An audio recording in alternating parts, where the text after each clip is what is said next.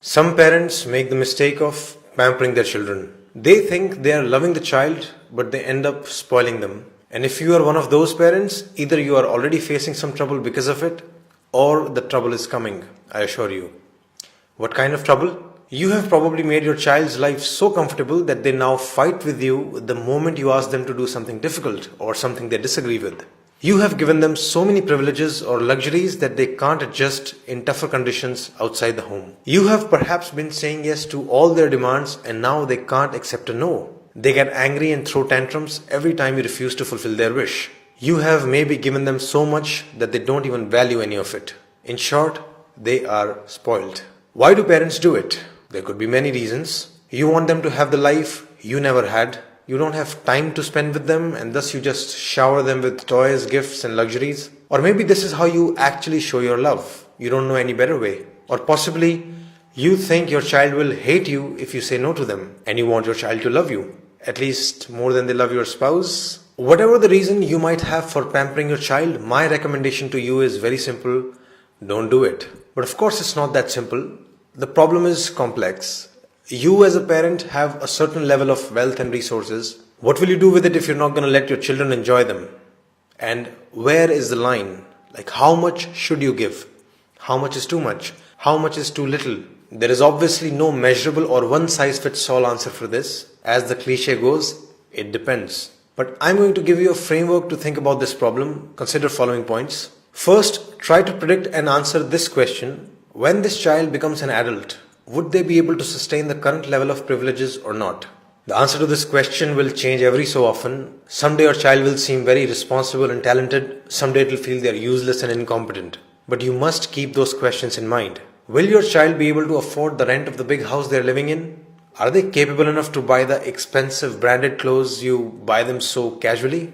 If not, how will the future look like? How long will you keep giving these privileges? Ultimately, you will have to cut them off. Ultimately, you will have to make them independent, right? So why not start a little earlier? Why not start today? This brings us to the second point. You must, from the beginning, create a balance of responsibility versus privileges in the house. Responsibilities in childhood mostly include schoolwork and house chores. Some other responsibilities could be to remain healthy, maintain decorum in the house, even being respectful to parents, etc. You need to make privileges somewhat conditional on these responsibilities. Essentially, give them a taste of adult life, which is, if you don't work, you don't get the car. Third, ask another question to yourself. Are you giving them resources for their growth or for their pleasure? If you're spending money on your child's music classes, sports classes, books, etc., it's very different from spending money on their toys, gadgets, clothes, birthday parties. Basically, whatever you're spending on them, is it being used by the child to just have more fun, or is it being used to try out a new skill or to become better at something, to explore talents, to start a new project, etc.? The problem would begin when you start spending excessively on their fun without proportionately spending on their talents and growth. So make sure you're investing proportionately in their joys and their talents. Fourth, are you making them grateful towards what you're giving them? If you think, oh, I'll give them everything and then in future the children will love me. Bad news. It won't happen like that. They will most likely take everything for granted. More often than not, you'll just find them complaining about the things they didn't get. So it's your job to make them realize the value of what you're giving them. It's your job to make them thankful for it. It's your job to tell them that millions and billions of people probably don't have the same privileges. They must realize the value of everything you're giving them for free. Like, why spend so much money and time on them only to be hated later? You give them everything and they grow up resenting you and not talking to you? What's the point of it all? Who did you do it for? So gratitude must be taught to them explicitly. And first step there would be to show gratitude to your own parents consistently.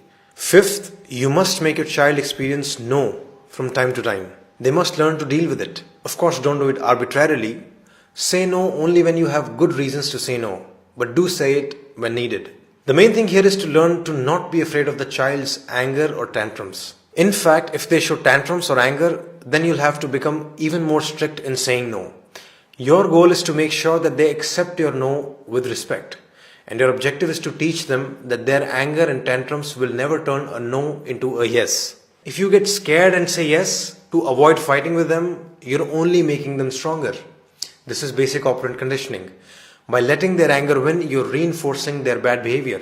In fact, if they show bad behavior, you need to not only stand your ground and stay firm, but you can even go on to cut additional privileges. Say no to something else as well, just as a lesson to them. As a parent, you must strive to have the authority to say no and still be respected. Finally, follow the cliche because it's very true. Your time is the best gift. Children need your time, your love, your care. That's really the biggest gift. Pamper them with your time whenever you can, not with things. If you really want them to love you all your life, give them good memories with you, not just stuff which anyone can buy them. So these were my premises, and I repeat the conclusion: don't pamper your child too much. That's it. If you think your son or daughter needs counseling or life coaching, you should book an appointment either with me or a counselor in my team. I help adolescents and young adults in following areas: taking responsibility and developing work ethic, improving concentration and productivity,